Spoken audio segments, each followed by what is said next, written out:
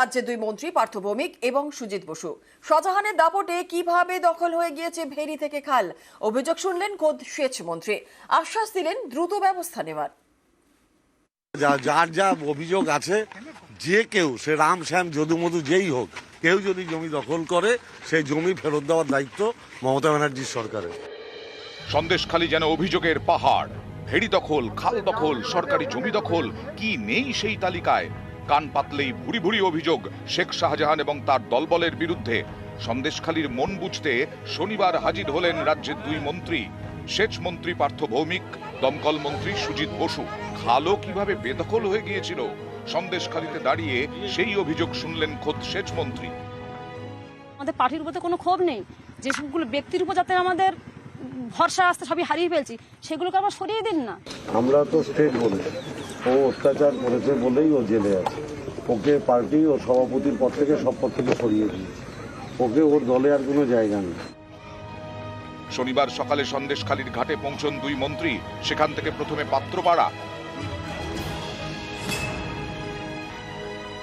মন্ত্রীদের কাছে পেয়ে শাহজাহান ঘনিষ্ঠ শিবু হাজরার বিরুদ্ধে নালিশ করেন গ্রামবাসীরা।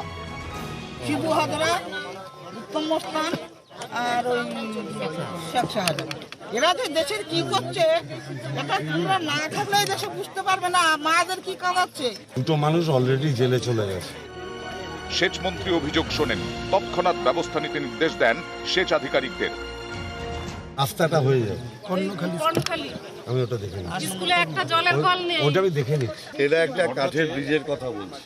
আপনি যেটা করবেন, কাঠের ব্রিজটা একটা ইমিডিয়েট একটা সার্ভে করে স্কিম তৈরি করবেন। এইটা আমার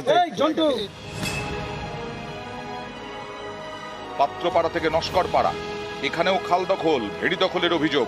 অভিযোগের নিষ্পত্তি করতে 20 দিনের সময় বেঁধে দেন মন্ত্রী। এই যে ভেরির জন্য জল ঢুকিয়েছিল সব বন্ধ করে দিচ্ছি 20 দিনের মধ্যে। যার যা অভিযোগ আছে, যে কেউ সে রাম শ্যাম যদুমধু যেই হোক, কেউ যদি জমি দখল করে সেই জমি ফেরত দেওয়ার দায়িত্ব মমতা ব্যানার্জির সরকারের। এখানে কিছু কিছু সমস্যা আছে। আমরা একটা জিনিস পরিষ্কার বলতে চাই, পার্টি কাউকে অন্যায়কে রেয়াত করে না, করবেও না। যা যা অভিযোগ ইতিমধ্যে পাওয়া গেছে সেই অভিযোগগুলো আমরা নিশ্চয়ই সেগুলো উত্তর দিচ্ছি। প্রায় 250টার কাছাকাছি আমাদের কাছে অভিযোগ এসছে। সেই অভিযোগের প্রায় 150-র মতো এনকোয়ারি হয়ে গেছে, 100-র মতো আমরা সমাধান করে দিয়েছি। সন্দেশখালীর আস্থা ফেরাতে সম্প্রতি নানা উদ্যোগ নিয়েছে প্রশাসন। প্রায় 100 বছরের পুরনো এই অরবিন্দ মিশন ময়দান, এই মাঠও শাহজাহান বাহিনী দখল করে নিয়েছিল বলে অভিযোগ। সেই মাঠ ফিরিয়ে দেয় প্রশাসন।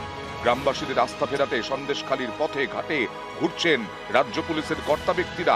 শনিবার এলেন দুই মন্ত্রী। নিউজ 18 বাংলা।